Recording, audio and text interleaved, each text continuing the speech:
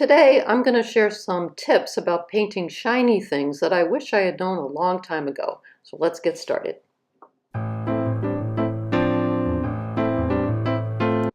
First, I'd like to give you the picture if you want to try it yourself. This is a picture that I took, so there's no copyright and you have permission. But I have to admit, this might be a little complex for a first start. There's a lot going on here. But the main thing that's important about the picture is that there are no reflections or refractions that don't make sense. You know, sometimes if you put a spotlight on something, yeah, you get a bright light, which is great, and it gives you a good shadow, but it can give you so many weird reflections back. Like when I took pictures of the ornament to begin with, it kept reflecting back the picture of myself taking the picture, which is really distracting.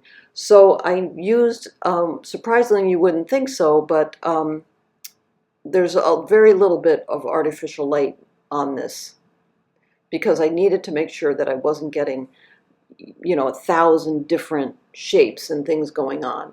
The other thing is that I've learned so far this year is definitely paint only what you see. In other words, there is some editing going on here. I looked at big shapes, and anything that sort of didn't make any sense or that I knew I didn't need, I edited that out. So it's all about making things simplified, simplify a lot. The other thing that I didn't know before that is really important for shiny things is that it's very important that the background be neutralized, be grays or browns in some way, because that's going to make the colors seem even more vibrant. So that was a good thing to know. It's also really important to have a shadow to anchor your shiny things into. So there's some time spent on setting up and being careful about how to set up. I don't think there's not really any one way to do it. To me, you set up until something looks about right, and then you're done. I'm not very patient about setting things up. I like to get started. I like to paint every day, so I know I should be way more careful than I am, but I'm not, and I don't think I ever will be. The other thing that I'm doing here is doing what I usually do. Well, first of all, it's a 12 by 12 arch pad, so it's a large square. I've used a variety of paintbrushes, all flats. One is 1.5 inches wide at the bottom, one is 1 inch wide. That's what most of the painting was done with. And then later on, I think I brought out a number 16. I can't remember what size that is, probably 3/4 of an inch. But I never used a small brush because the tendency with a small brush is to get really precious and to start seeing hundreds of things that don't matter. And I know, and this probably happens to you when you're painting, the more you're painting, the more you see. And so, the temptation is to put everything in, and that never works for me. Less is more. So the other thing to pay attention to is, oh, I know, at the very beginning, if you've watched some of my demos, I don't use masking fluid at all because I'm very clumsy with it. But what I do instead is I take some Naples yellow, I water it down a lot, and I put that in the places that I know I want to leave as my whitest whites, and I'm going to leave them alone. Otherwise, I'll just drive over them. The other thing that's really important is to identify where your darkest dark is going to be. You don't put it in. Don't put it in yet. That's going to come in the final touches. But identify in your own head where it is so you know what your range is in terms of your lightest lights down to your darkest darks. Just keep it in mind. And if you can't keep it in mind, then just don't paint your darkest darks until you're, like I said, everything else has been taken care of. Your lights have been taken care of. Your midtones have been taken care of. And then go in and get to your darkest darks. What else did I want to remember to say? Let's see.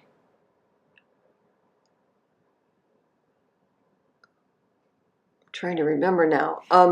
Oh, then you'll see I always make, or almost always make, test dabs. Those are the test dabs above where I paint. There, it's time. See, I was going to put, did I put that dark in? That's a very, very much, wow. Okay, I did. Ooh. Well, all right, no going back now.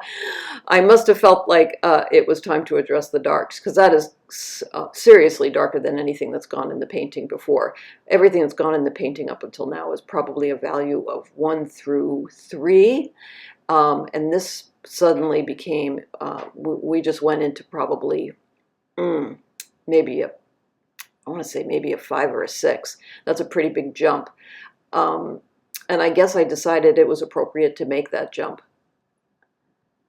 I probably felt like I was being too tentative in painting, and it was time to just swing for the fences or go home.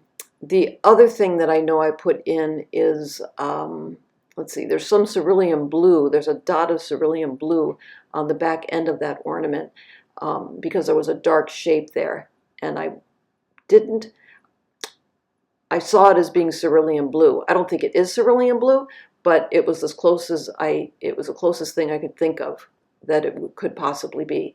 The other thing I'm trying to do is not gray down these colors that are going into the forms that are in the foreground. I'm trying to keep them as bright as possible. So I'm not putting any of their complementary colors in. I'm trying to, I'm mixing them with other brighter colors. I don't want to tamp anything down because I want those grays to work. Those neutralized grays will only work if everything in front is super saturated. Super saturated and also quite thick.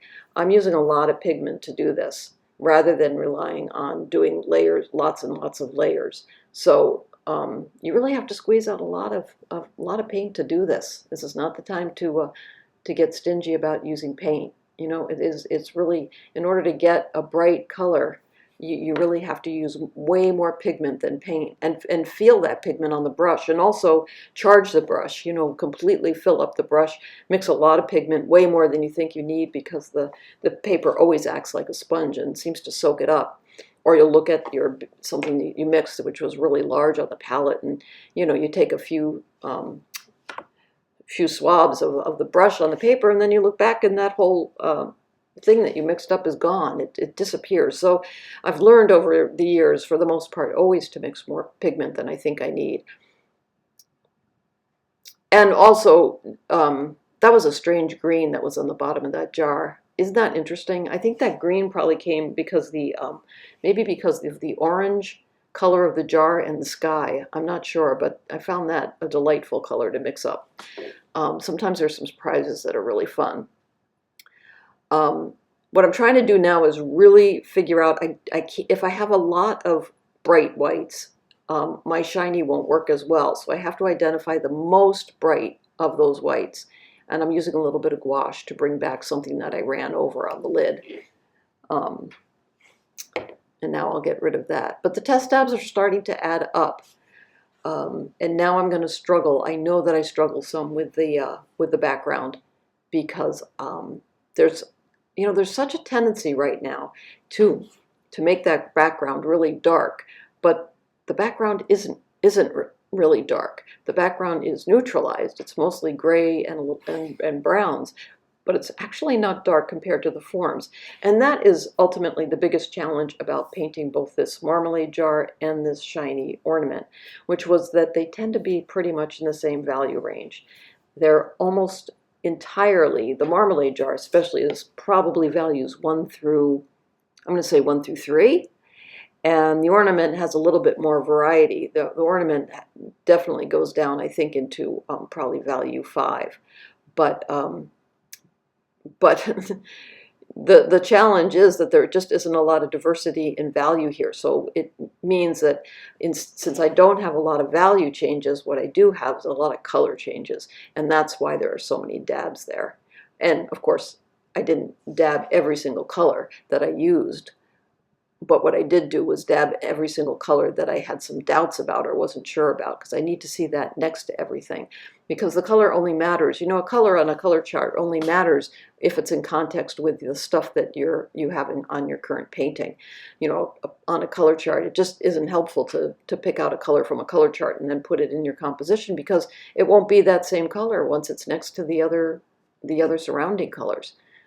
So I just find it's better to build from beginning to end, you know, with a completely clean palette and fresh mind and go from there. Now here's a tendency that happens, which is I started to put color in that shadow and I started to make it darker. And I realized if I do that, I'm going to lose the shiny. The shiny exists because of how bright and saturated the colors on that ornament are. And so in relative to that, it's really important that that be a neutralized shadow. It should have as little color as it's possible to have. So I scrubbed some out and then came back in with, I think, a little bit of Naples yellow and a little bit of gray just to smooth things over. This is final touches. This is when I identify for myself anything that I've left out or anything that is important. But all the major decisions by now have been made. I just wanted to see that at the very end there are a few things to do. I felt like there was a little bit more to do in that shadow underneath the ornament. Not sure what else I did. You know, I do think that that in the end, the final adjustments usually end up being just reinforcing decisions that you already made along the way. I liked that one little spot underneath the ornament where the cap is, which was orange, which was probably a reflection coming from the marmalade jar. That was kind of delightful to me. There were a couple spots I really felt happy about on this painting. That green on the bottom of the marmalade jar, a little bit of orange underneath the cap of the ornament, and that cerulean blue spot on the back end of that ornament. Those are the happy accidents that I wish would happen more often. And when they do happen, boy, they're really fun. Because you don't see them when you start. You only see them after a while because you've been looking for a long period of time and you've been making decisions based on everything else. And suddenly you realize, oh, here's the answer to my problem. Everything's just pretty much solving a problem from the beginning to the end. But I enjoy that because it keeps me really busy, and I like being in the world of color and shape and value more than anything else. And now, of course, color temperature, which is fascinating to me. So I hope those are some helpful tips. And if you do decide to paint this painting, you know, go ahead and take the picture. And if you have any questions, put them in the comments below, because I like to answer questions and make videos based on questions. And if you haven't subscribed, please do. 70% of people who watch these don't subscribe. I'd love it if you did. And remember to keep the whites of your paper white, your paints wet, mass for value, mix for color, and I will see you next time. Okay, bye-bye.